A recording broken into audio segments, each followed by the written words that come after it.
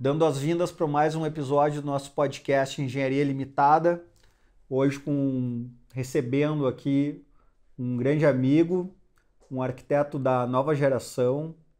Sem mais delongas, vou pedir para que ele se apresente aí, arquiteto Gustavo Ceferin. Tudo bom? Obrigado, Flea. Foi um prazer enorme estar aqui no meu primeiro podcast. Eu ouço muito, adoro podcast e sempre tive vontade de participar. O que estava faltando era o convite, né? Então, obrigado pelo convite. Que bom. Fico feliz, então, de te proporcionar esse primeiro podcast aí. Então. Gustavo, fala um pouco, então, da tua história profissional. Cara, assim, da minha opção para arquitetura, eu tinha, na verdade, o que eu queria muito era fazer medicina. Né? Desde do segundo grau do colégio, era medicina que eu queria fazer. Meus pais são médicos, então a vida inteira foram almoços ouvindo histórias da mãe, falando de cirurgia com o pai, aqueles assuntos que geralmente não se falam durante o almoço. Era a minha rotina de almoço, né? E tinha ainda, assim, o pai foi diretor do Mãe de Deus por muito tempo, 35 anos, e às vezes eles iam viajar e a gente ficava lá com as irmãs no 10º andar, então sempre viveu muito o hospital e esse meio médico, sabe? Tanto pelos amigos quanto pelas conversas, né? Claro. Mas eu tinha a minha cabeça, a faculdade de medicina era muito, muito difícil de passar, né? Eu disse, não vou passar, vou ficar 7 anos fazendo vestibular, não vou passar nunca, né? Claro. E eu namorava uma menina que a mãe dela era arquiteta e acabou me influenciando bastante, assim. Eu tinha também uma disciplina no colégio que era História da Arte, que não era pouco comum naquela época, então lá na Grécia, Roma, eu também comecei a gostar daquilo, da sabe? História, história jônica, dórica. Isso, então o meu caminho para a arquitetura talvez tenha sido uma coisa meio sem querer, assim, né? Sim. Mas deu super certo, eu não me imagino fazendo outra coisa, me imagino fazendo medicina, ganhando bastante dinheiro, né? Mas eu sou muito feliz com a arquitetura e acabei, enfim, juntando as duas coisas, né? Eu trabalho com uma arquitetura para saúde, então faço arquitetura e tenho um pouco desse convívio com a medicina, né? Claro, que bom. Com salário de arquiteto ainda, né? Mas isso não veio junto. Tá bem. Não, era que eu ia te perguntar, e como é que tu escolheu, né, a arquitetura hospitalar? Bom, tá aí, né? Ela foi embrionária lá, né, ela cara? veio desde a escolha para o vestibular, né? Mas durante a faculdade, o pai, na verdade, ele foi administrador, ainda né? Formado em medicina, mas sempre gostou muito de construção, né? Então a gente também tinha essa outra influência, né? Então meu avô, o pai dele, construía em São Leopoldo, né? Tinha uma construtorazinha e construía.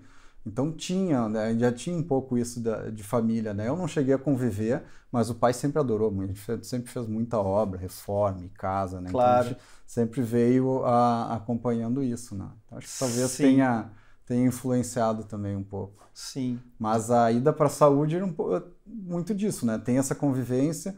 Eu acabei tendo a oportunidade de trabalhar num escritório de arquitetura hospitalar, que é do Cassiano, né? Que é um grande escritório aqui do Sul, sempre foi, né? Uma referência aqui para arquitetura hospitalar, por indicação dele, né? Claro. Então, sabe, o Cassiano trabalhava no Mãe de Deus na época, que era o hospital que o pai administrava. Conseguiu para mim, descolou um estágio. Que no primeiro momento eu achei chatésimo, né? Aquela visão que a gente tem de estudante, sabe? Que que a arquitetura é uma arte, um sonho, sabe? Que vai projetar coisas lindas, museu, teatro, casas espetaculares, né? E aí chega num estágio onde trabalha muita parte técnica, né? Tudo muito racional, né? É uma arte aplicada, dá para dizer, né? Porque sai do estado da arte, mas depois tem e como é que viabiliza isso? Como é que torna isso prático, né? Mas a ideia, assim, do estudante de arquitetura, né? Quero fazer arquitetura, não quero fazer interiores, quero fazer coisas bonitas, plasticamente bonitas, né? E, na verdade é uma bobagem, né? Depois o que hoje eu gosto muito, né? Eu sempre gostei muito de resolver planta, né? Então me dá muito prazer essa questão da arquitetura hospitalar, porque ela envolve muito isso, o conhecimento da área, tem que Claro. Saber exatamente como é que se dá o procedimento, como é que é a operação de tal unidade. Então, isso é muito legal, testa layout, faz fluxos, vê como é que funciona. E então, fundamental estar junto ali com o pessoal da área, né, para poder resolver as coisas, né? Assim como sempre dou o exemplo, eu nem sei se é um bom exemplo, mas tem, por exemplo, projetar uma casa, projetar uma cozinha, tu tem que saber mais ou menos o que acontece, né? Tira o alimento da geladeira, tem uma bancada para preparar, higienizar, depois mais uma bancada para fazer o segundo preparo e o fogão, né? Isso é o mínimo que tem que saber, né? Para arquitetura hospitalar é a mesma coisa, né? Tu vai fazer um centro cirúrgico, tu tem que entender como é que chega o paciente, como é que é o atendimento dele, como é que ele se encaminha até chegar numa sala de cirurgia. Perfeito. E do outro lado, como é que é o movimento das equipes também, né? Como é que chega o funcionário, como é que chega o alimento, a comida, como é que sai a roupa suja. Então, tu tem que entender todo esse processo aí. E eu te diria que, assim, eu acho que até a questão dos outros projetos, né, demais gases, todas as utilidades, vamos dizer assim, essa compatibilização é algo importante também para depois a manutenção. Eu te falo isso porque agora no carnaval eu fiz um projeto de reforço lá na Santa Casa e daí assim, e tinha que passar o reforço da estrutura lá por uma tubulação de oxigênio. E eles assim, cara, se isso aqui, se essa tubulação aqui romper, cara, vai morrer todo mundo que tá na UTI. E eu fiquei ali no carnaval todo em cima daquele negócio e olhando para todo mundo, cara, pelo amor de Deus, velho, cuida disso aqui porque é a vida do hospital, né? Então a gente tem muito isso, essa responsabilidade, né? Não, e é bacana, é um pouco daquela piada do engenheiro, que o arquiteto não sabe nada sobre tudo, né? Mas é um pouco disso, tem que ter uma visão global de todas as disciplinas, né? Arquitetura, estrutura e todas as instalações. E todas as instalações que são. Mas é impressionante assim como um erro teu pode gerar consequências graves, até um óbito, por exemplo. Claro. Ou um custo fora do comum para uma operação. Por exemplo, o hospital tem muito tempos e distâncias, né? Sim. Então, se tu tem um erro de projeto que as coisas acabam ficando muito distantes uma da outra, isso é custo, né? Um custo de locomover um funcionário que demora 20 minutos para ir pegar uma coisa e voltar. Então, tudo isso acaba, às vezes até assusta, assim, tipo, a responsabilidade que tu tem, né? Com o funcionamento, até com a saúde financeira. Assusta, né? Claro que eu entendo perfeito. Eu acho que até aproveitando esse gancho aí, a gente poderia falar um pouco das passarelas, né? Do projeto das passarelas que interligou os hospitais da Santa Casa, né? Que eu tive o prazer também de assessorar. Foi muito legal, né? Por um bom tempo, né? Por um bom tempo. Uns 2, 3 anos de envolvimento ali, sem contar a obra, né? Que a gente projetou e acabou revisando, né? Eu ainda fiquei um pouco mais porque eles, né, a Santa Casa me contratou para ficar assessorando lá e vendo a questão da montagem das estruturas, né? Não, eu segui até o fim, porque eles, como era o projeto financiado pela Caixa, as passarelas construídas eu ainda estava revisando o projeto para encaminhar para a Caixa de alterações que tinham sido feitas durante a obra. Então, eu não sei o que terminou antes, acho que a obra terminou antes do projeto. Ali foi um grande desafio, né? Porque a gente tinha, assim, todo um mapeamento, né, de intervenções, assim, estruturais e que tinha que que foi feita, né, e que a gente foi alterando. E depois essa questão do próprio hospital, né, vendo questão de viabilidade mesmo, né, que foi mudando ali, agora, acho que é melhor a gente colocar elevadores, enfim, foi todo, né? Foi se revisando, porque era um trabalho complexo, porque, enfim, conectavam todos os hospitais, claro. Né?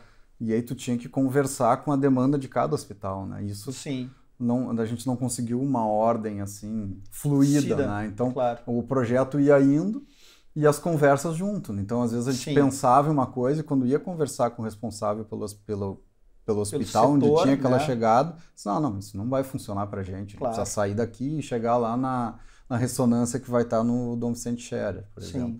Então o projeto foi mudando, né? Mas foi interessante, isso foi a nossa primeira vez, porque foi o primeiro projeto com a Santa Casa. A gente vinha numa batida assim, de muita coisa no interior. A gente teve bastante privilégio, assim, tem que dizer, para trabalhar com a saúde, pelo contato que tinha do pai com um meio hospitalar, né? A gente nunca conseguiu fazer nada pro Mãe de Deus, Mãe de porque Deus, claro. Não dava, né? Ele era CEO lá, não ia contratar o filho. E até a gente não tinha o conhecimento que tinha hoje, né? Claro, mas igual, não ia contratar o filho para fazer um projeto lá, não ia pegar muito bem, né? Sim, sem dúvida. Sim. Mas de qualquer forma, foi bom, porque, assim, foi feito muita coisa lá no Mãe de Deus. Eu fiz também muito projeto lá, aquela parte que entra lá da costa lá e foi, Sim. até para Joal, né? Isso, eu participei daquele projeto. Eu fiz, quando eu saí da faculdade, não tem problema misturar os assuntos assim, a gente depois encaixa, né? Encaixa, claro. Quando eu saí da faculdade, eu tinha total noção assim que eu tinha que me diferenciar em alguma coisa, entendeu? Claro. Porque assim, ou ia ser para ser um mercado muito competitivo, um monte de arquiteto, eu olhava cada semestre, entrava lá turmas de 40 futuros arquitetos, eu falava, putz, o negócio vai ser competitivo, né? Dá um jeito de me destacar. Ou tu te destaca te especializando em alguma coisa, ou tu te destaca sendo um cara brilhante. Eu acho que eu sou um cara bem bom, mas longe de ser brilhante. Então, logo que eu saí da faculdade, estava bem... logo que eu saí da faculdade, estava bem na moda a sustentabilidade. Se falava, começou a vir as certificações do Green Building Council dos Estados Unidos. Sim. E aí eu fui, convite da Joal, entrei lá e comecei a fazer certificação.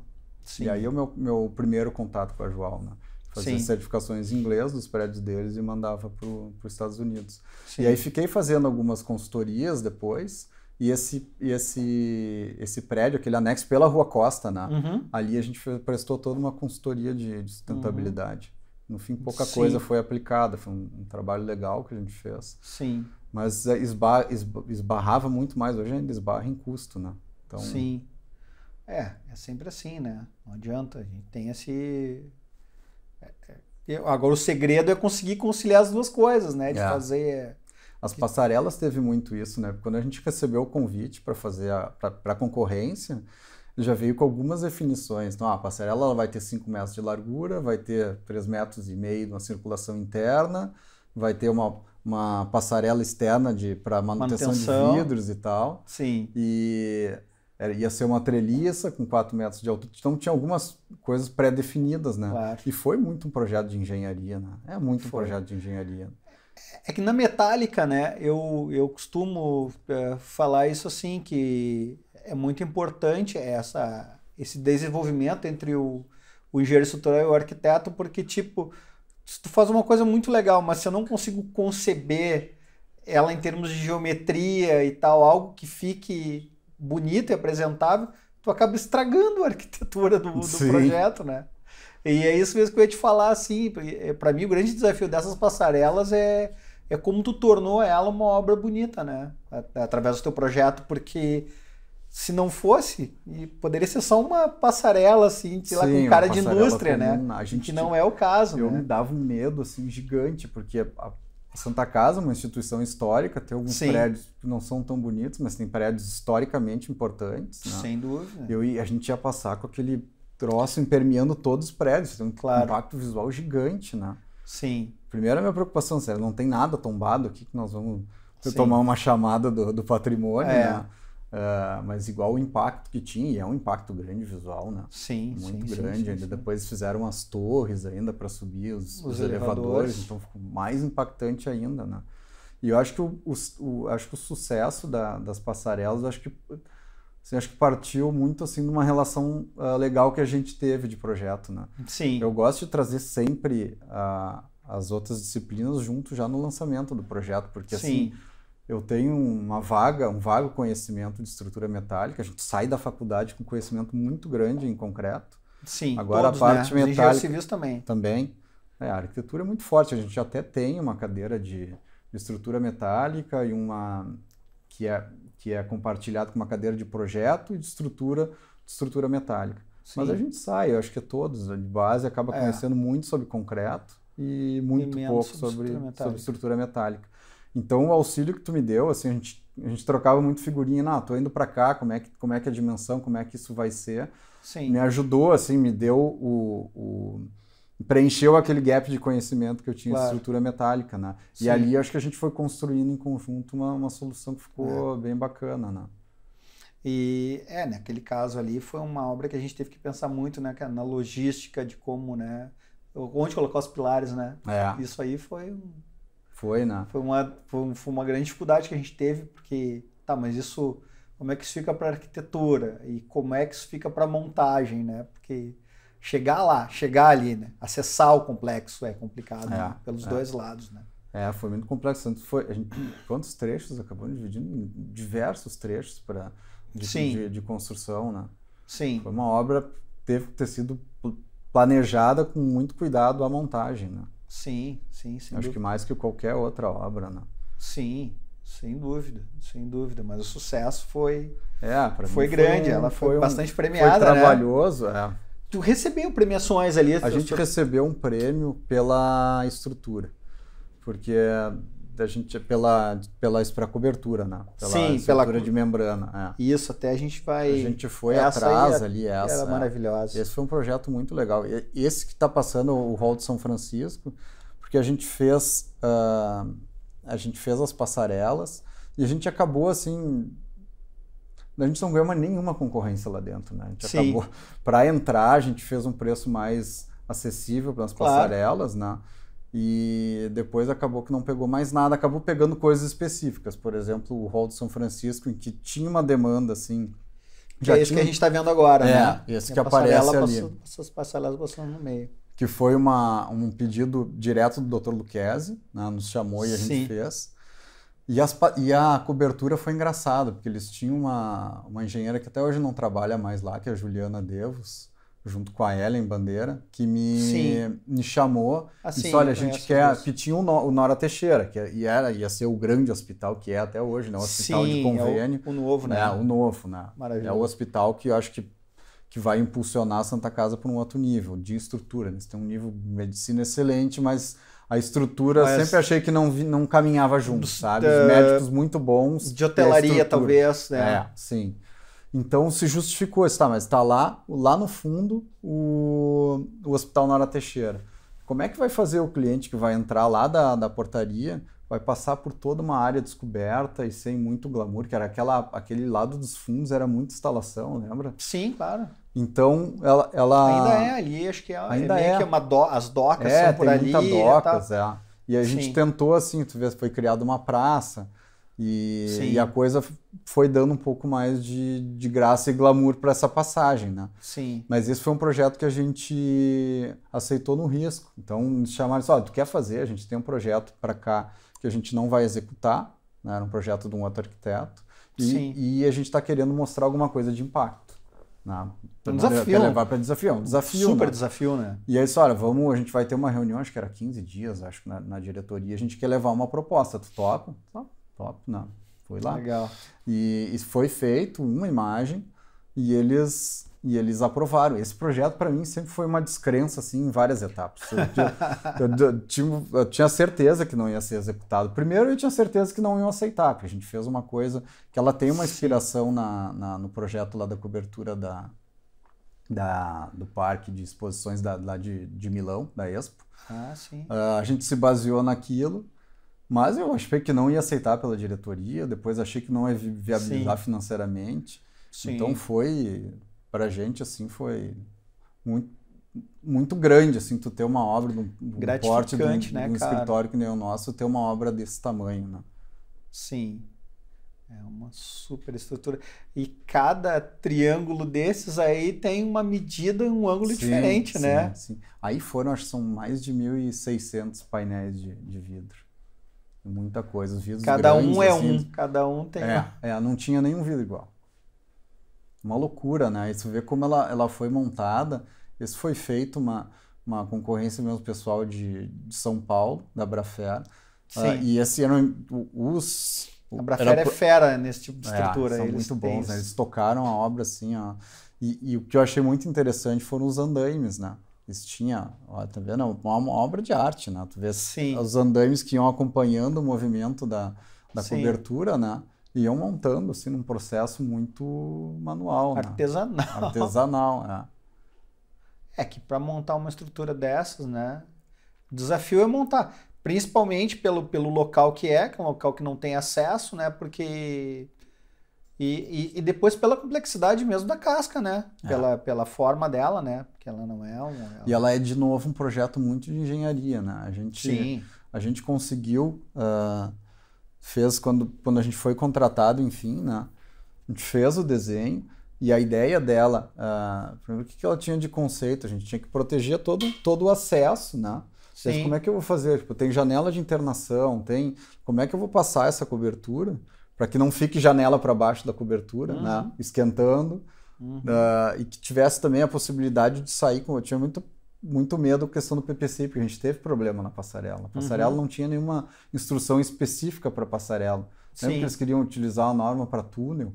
Então tinha umas saídas ficando bizarro as alternativas que a gente precisaria criar de projeto, né? E aí, então, o que a gente fez? Eu levei lá para cima dos prédios. E aí, como cada prédio tem uma altura, se optou por essa estrutura de membrana para que ela fosse criando esse movimento sinuoso que pudesse acompanhar cada prédio e pudesse ter uma proteção maior para evitar que a água entrasse entre o prédio e a estrutura, né? Então, a gente fez esse projeto dessa membrana.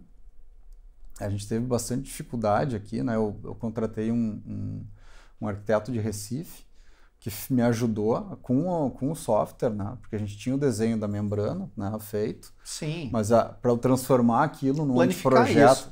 E planificar, porque quem vai projetar isso não adianta. Tu tem que pensar no plano também, né?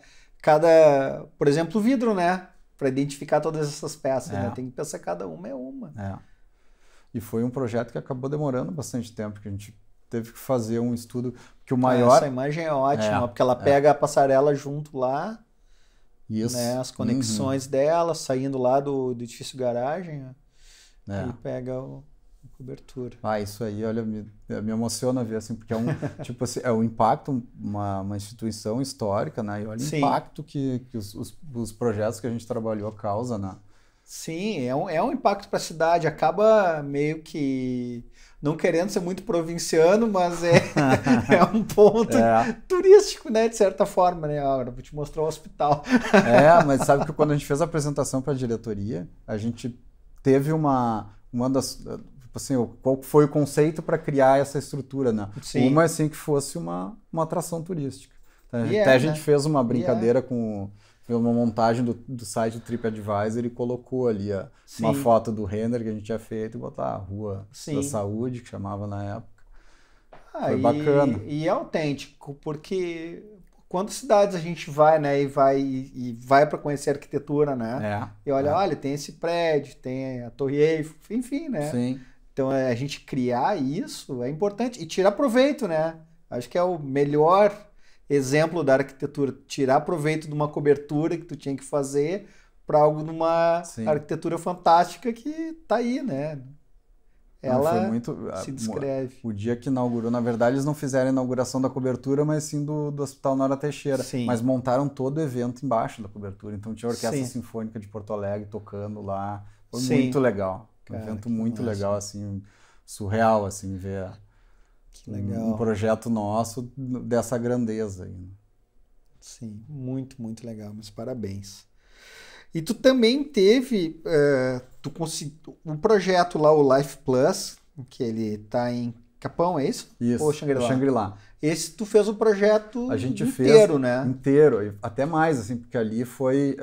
a gente trabalhou no início na viabilidade econômica, fez todo estudo de viabilidade, ajudou a montar o modelo de negócio e o modelo assistencial. Então foi desde o início. Que legal. Né? Que é aquilo que todo arquiteto quer, sabe? Quero participar desde o começo, né? Tem um lado bom, né? Tem o lado ruim que tu demora a ver a coisa acontecer, né? Sim. Então a gente fez estudos em diversos terrenos lá. Ele foi um hospital que foi, de certa forma, disputado pelos municípios, né? Capão queria que tivesse em Capão, Xangri-Lá queria que tivesse lá. Claro. Então, até a opção pela Estrada do Mar é para ele ser tirar a cara de ser um hospital de Xangri-Lá. A gente queria que fosse um hospital no litoral norte, né? Sim, para ele servir a todos ali, né? Então, para mim, foi uma experiência legal. Assim, eu usei um pouco do conhecimento que eu tenho de mercado imobiliário. A gente criou um modelo de negócio diferente para o que vinha se fazendo para a área da saúde. Então, ele é um prédio, ele é uma incorporação, uma incorporação imobiliária onde cada sala tem uma matrícula. É um hub. Então eu tenho o centro cirúrgico ali. O que a gente fez? O hospital fazia um contrato de locação, o operador, um contrato de locação que remunerava X e passava para o incorporador. O incorporador ia atrás do investidor, então o cara comprava, já passava, transferia o contrato para ele já saía assim, a hora que estivesse pronto ele já saía recebendo. Então funcionou muito como um investimento, né? E foi assim, ó, é um hospital assim de alto padrão, né? Ficou muito tem bacana. Toda uma parte de quarto ali também, Porque a gente conseguiu criar, né? Porque ele tinha essa rede, tinha uma estratégia de vários hospitais no estado, né? Em regiões mais carentes de infraestrutura de saúde, né? Esse foi um evento que a gente levou da BDH, levou um monte de arquiteto lá para conhecer. O pessoal da 4T que executou? Executou. Foi eles que executaram o hospital? O prédio quem fez foi a D1, Sim. lá de Capão, né? Fez toda a casca, né? Sim. E a 4T a gente chamou para fazer todas as áreas internas. Legal, é um grande amigo. A gente acabou, seu Moreto, a gente acabou se encontrando, lembro, numa obra. A primeira obra que a gente fez com a 4T, a gente fez um... Foi lá aquela que eu fiz? Anexo. Não, foi na Retina Center aqui em Porto Alegre. Ah, Retina Center, sim. E essa aí foi uma correria, Leonardo Moreto, a gente fez o hospital tinha... Vê assim, a praia ainda é muito sazonal, né? Sim. Então a ideia era abrir, dia 1º de janeiro, dia 10 de janeiro, era abrir o pronto atendimento, né? Para entregar para a comunidade. Sempre teve uma preocupação do hospital em atender a comunidade. Lá na praia é super carente, né? Sim. E então tinha que abrir dia 10 de janeiro. A gente fez essa obra do pronto atendimento. Chegava a ter um mezanino na obra, em que o cara trabalhava no forro, instalação, e a Purpers montava a marcenaria embaixo. Uma loucura, assim. Nós conseguimos entregar dia 10 de janeiro para abertura. Que legal, isso é um prazer, né? Poder fazer algo assim que está gerando uma expectativa e realmente precisava, né? Ter esse hospital ali. Assim, tem o pequeno hospital lá em Capão, eu já fui várias vezes atendido lá, é super bom, mas a gente entende aquela limitação, é pequeno, enfim, né? O hospital lá, o Santa Luzia de Capão, ele tá muito mais focado no atendimento do SUS, né? Pronto atendimento, quem tá muito desatendido lá na praia é o pessoal de saúde suplementar, que paga particular o plano de saúde. Então, a Unimed tem quase 30 mil vidas lá no litoral e não tinha um lugar à altura para atender, né? Então, o hospital veio e propiciou um pouco desse paciente que tem plano de saúde, tinha que vir até Porto Alegre para ter um atendimento, né? Querendo ou não, né? Tem uma distância, tem 2 horas, enfim, né? E às vezes não dá para esperar. Às vezes não dá para esperar e às vezes a condição é do conforto mesmo. A gente pegar 2 horas de carro estando bem é uma coisa, outra coisa tá com desconforto ali, de uma dor, seja qual for, né? Ali a gente instalou uma hemodinâmica, né? Então, pro cara que está infartando, não dá para vir até Porto Alegre. Né? Não. Então, tem que ter ali um atendimento imediato e que te possibilite já fazer algum procedimento para melhorar o estado crítico, né? Sim. E foi bacana, assim, a gente, pensando em projeto, que tu tinha, assim, um hospital... Se for pensar assim, não é um negócio bom para uma incorporação. No hospital tem que ter corredor de 2 metros, as escadas também tem 2 metros. Os elevadores, né? Os elevadores MAC. Então se perde muita área ocupada privativa, né? Então, e tem um custo, né, da obra também. Sim, né? Tem um custo altíssimo. A gente conseguiu viabilizar porque o que ficou? O incorporador entregava a casca como numa loja num shopping. Então ele ia... Sim. A loja era entregue no contrapiso, as paredes tinha uma demão de massa e nada, não tinha forro, não tinha nada. Tinha entrada das coisas, entrada de energia, entrada de água. Foi a maneira que deu para viabilizar o negócio, né? Em quem entrava, o operador fazia todo o complemento, né? Mas era para projetar porque tem o que a gente acaba usando o coeficiente, né, de aproveitamento do prédio, né, a eficiência dele, né? Tu acaba montando um parâmetro sempre o incorporador faz esse cálculo de eficiência, é 60% de não computável para computável. O do hospital chegava a 45, 50%. Então a gente tinha que... Então era muito caro, né? E ainda assim tinha o valor do metro quadrado da praia de venda, que não é Porto Alegre, né? Era um valor metro quadrado baixo, a gente ainda conseguiu subir um pouco, né? Agora, imagina para ver, tá se criando todo um bairro ali, né? Ele está feito, né, no bairro Santorini, né? Já existia o bairro e ele funcionou como uma das âncoras do bairro, né? Claro, porque agora começou a aparecer, a gente passa ali e vê, né? Todo esse crescimento ali. Ele já está entrando na segunda fase dele, né? A gente lá atrás tem onde termina o arruamento ali, já está na segunda fase. Acho que teve um sucesso grande de vendas ali. A gente está planejando, estou montando um negócio para fazer um senior living ali ao lado do hospital. Que a praia é bem conhecida por moradia de aposentados, né? A qualidade de vida é melhor do que ficar em Porto Alegre. É o destino de todos nós. Mas aí tem um problema, acaba acontecendo o inverso. O cara mora na praia, fica velho e aí tem que vir para Porto Alegre porque tem cuidado de saúde, né? Então, daí acaba mantendo talvez, né, uma casa também em Porto Alegre ou apartamento, enfim, claro, tem que manter.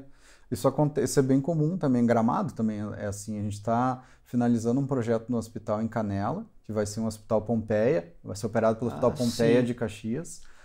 É um hospital novo? É um hospital novo. Legal. É um hospital pouco nesse molde. Esse aqui é um hospital dia, lá vai ser um hospital geral, completo, né? Que legal. E é um hospital Prime, o Hospital Prime da rede Pompeia. Em Canela. Em Canela. E porque um pouco disso também que a gente apostou no hospital lá, isso, o cara mora em Canela, em Gramado, tem uma qualidade de vida absurda, né? É maravilhoso. E aí começa a ficar mais idoso, com mais problemas de saúde, o cara tem que vir para Porto Alegre, né? Ficar se enchendo o saco em Porto Alegre, em vez de estar morando em Gramado e Canela, né? Então, acontece o inverso, né? Deveria ser o cara trabalha aqui, vai se aposentar, vai para Canela, vai para... Sim, né? Então, é uma assistência básica, né? A gente depender da saúde. Assim como a questão de aeroporto, né? A gente vê um pouco isso, né? A gente ter tudo centralizado em Porto Alegre, né? Hoje, assim, a gente tem que não ter outras alternativas, assim, é um problema. Ou ter que não resolva, né? Enfim, né? E tu tá fazendo alguma coisa também aqui nesse shopping novo aqui na Zona Sul, né? Sim. Que é um hub também do Hospital Moinhos, é isso? Do Hospital Moinhos. A gente foi, assim, a gente teve, pelos privilégios que a gente teve na arquitetura hospitalar, assim, de contatos da turma do pai, vamos dizer, né? A gente conseguiu... Claro. A gente começou pelo inverso. Geralmente tu começa em um cliente não, mas com obras menores, faz reforminha aqui e ali. A gente começou já fazendo uma grande reforma, uma ampliação no Hospital Regina, em Novo Hamburgo. Então, o meu primeiro projeto hospitalar tinha 22 mil metros quadrados. Acabou não sendo executado. Isso foi indicação de um médico que a gente fez uma casa na praia. Porque a gente teve um começo no residencial interessante também.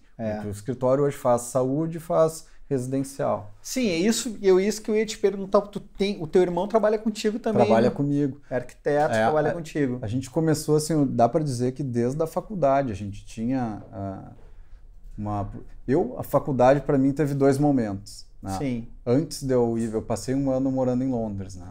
Antes disso, eu levava muito na gandaia, tava mais a fim de fazer festa, né? E aí eu acho que eu precisava...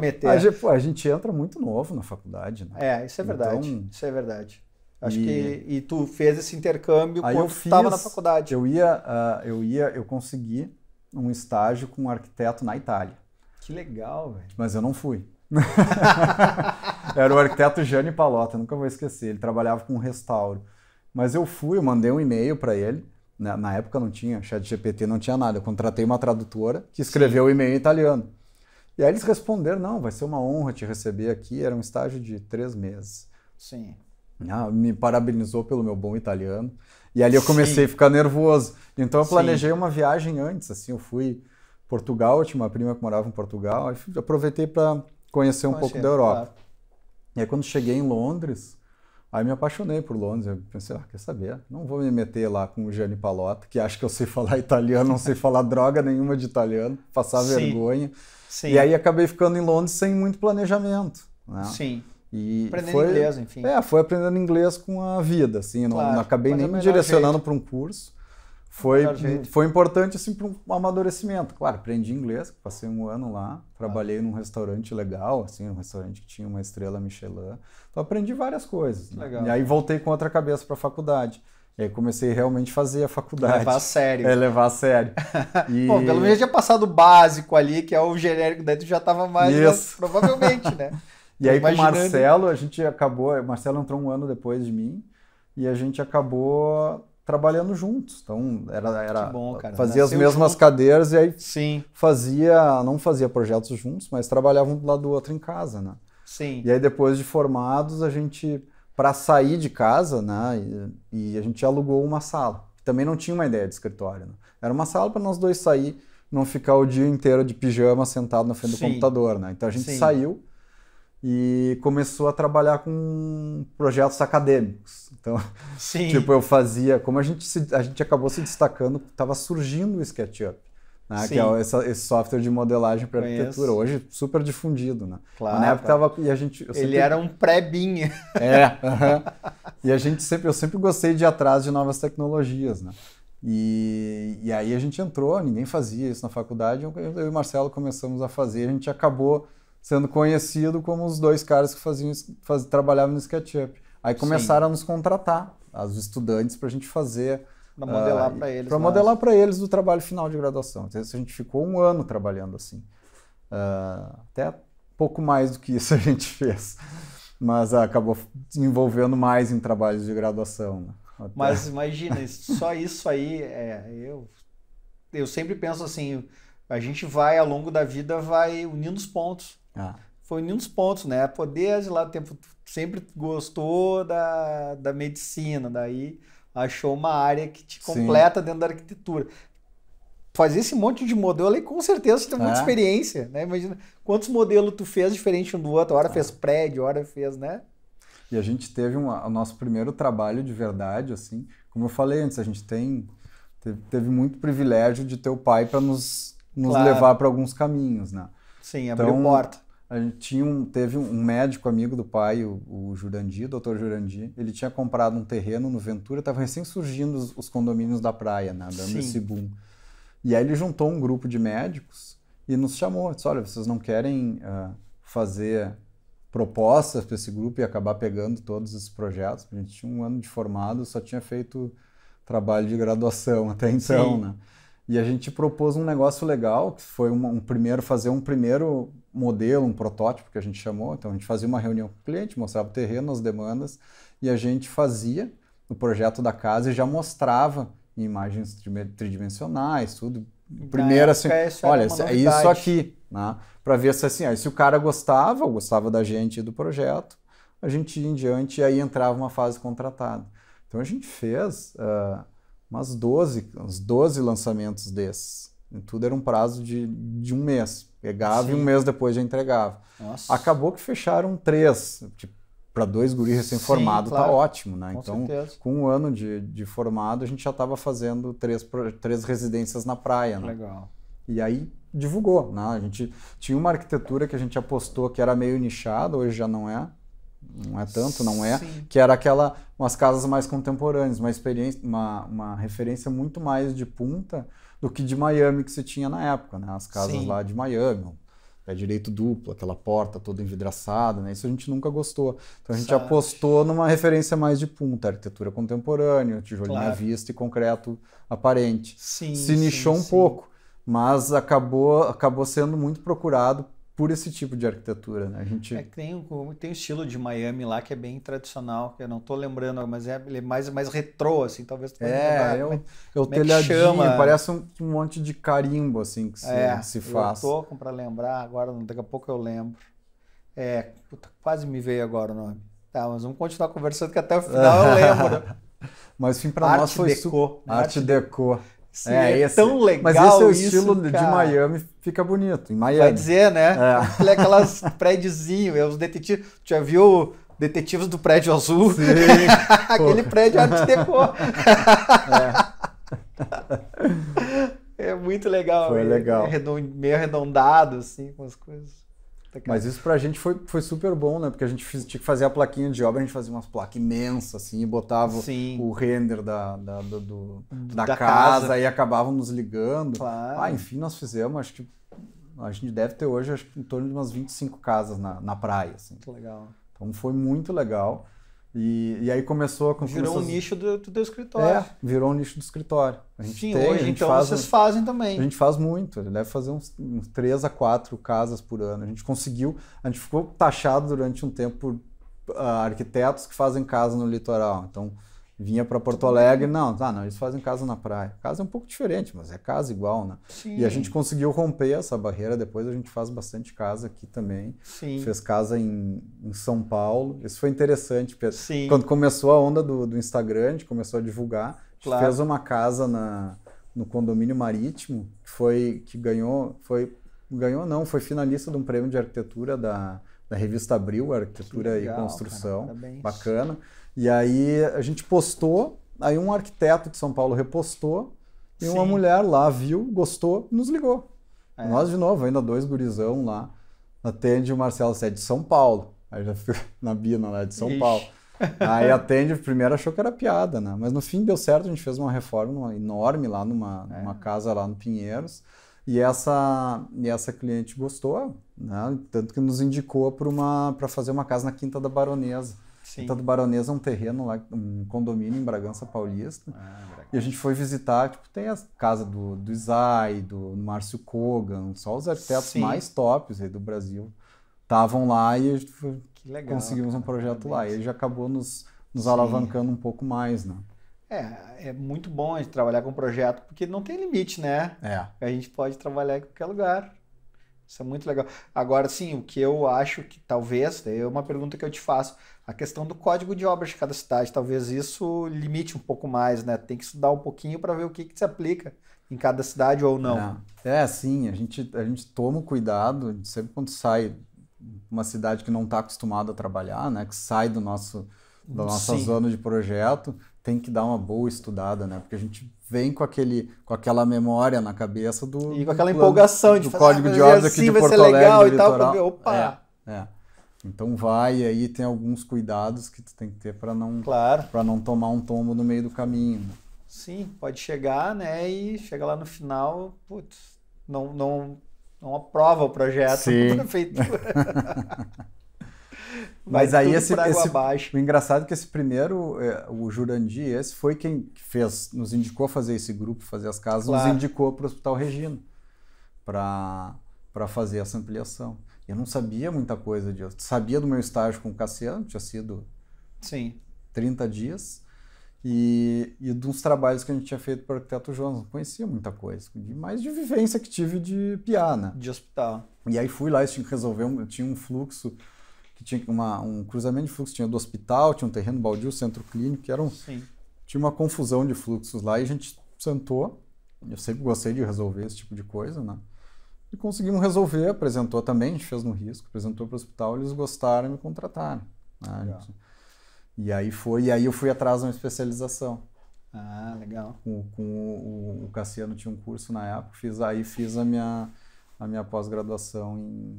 tu fez a pós-graduação. Foi minha segunda especialização. Eu tinha feito a primeira na Espanha, logo quando eu me formei, que fui estudar sustentabilidade e o trabalho na Joal. Sim. Saí durante 6 meses, minha esposa hoje, minha namorada na época, fomos morar em Barcelona e fiz um curso de sustentabilidade. E lá é um berço da arquitetura, né, cara, Barcelona. É muito legal. E eu vivi muito a cidade, porque eu já fui, contrário de Londres, que eu fui também tem muita louco, coisa linda eu fui lá, com né, outra cabeça, né? Sim. Eu fui com a cabeça de um cara que já estava colocado no mercado, a gente já estava trabalhando com as casas e tal. Sim, com uma outra responsabilidade, maduro, né? Mais maduro, um namorado, então essa preocupação de ter que procurar alguém não tinha. Cair na festa. Não tinha festa. Então era assim, eu levei algum trabalho daqui para lá, Então eu estudava, eu fiz na UPC o curso. A cidade é fantástica, porque ela é plana, ela é pequena, parece uma cidade interior. Então eu andava de bicicleta por tudo. Isso é muito bom, ser plano. Ia para bibliotecas, quando eu não estava na faculdade, eu procurava estudar ou trabalhar, né? E para não ficar em casa, eu vou na biblioteca lá, vou naquele lugar, vou naquele museu. Então vivi bem a cidade, assim, foi uma experiência bem legal. Que legal. Isso tudo a gente traz, ter essa experiência é importante.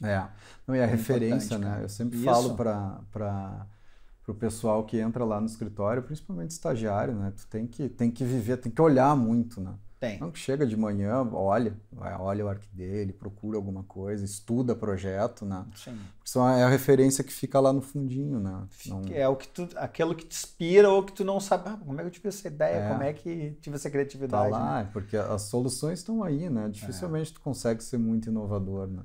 A gente tem que buscar o estudo, óbvio, e é fundamental, mas eu vejo que, assim, a vivência, né? E uma coisa que tu falou que eu me dei conta é o seguinte, que às vezes nos desafios nos clientes é onde tu mais aprende, né? Tu falou assim, mas eu não tinha experiência, então não sei o quê. E aí ali o cliente te colocou um desafio e tu foi atrás. E tu buscou. Eu já aprendi tanto assim também, sabe? Na minha vivência, olha, nunca fiz, mas quero fazer. E aí tu vai estudar norma e tal. E aí quando vê, sai, fica bom. E aí tu, pronto. Criou o arquivo lá. Sim. São esses desafios que vão te fazendo subir degraus na tua área, né? Sim. Bom, acho que o nosso tempo, infelizmente, está terminando. Mas foi maravilhosa a nossa conversa aí. Eu queria então que tu, sei lá, mandasse uma mensagem final aí para quem está nos ouvindo. Obrigado de novo pelo convite, adorei. Dava para ficar conversando mais. Se me tivesse um amendoim, uma cerveja, a gente ia aqui, já que é sexta-feira, ia até mais longe. Né? Mas na próxima, então. Que bom.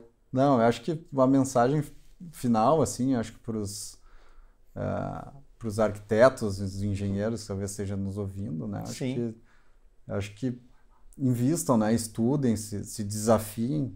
Né, e tentem achar um nicho para se encaixar nesse nosso mercado que é mega concorrido. Né? Não dá para nadar aí no oceano e ser só mais um. Né? Exato. Põe uns pés de pato e ganha uma vantagem. Né? Perfeito. Tá bom, então. Obrigado, Gustavo. Eu que agradeço.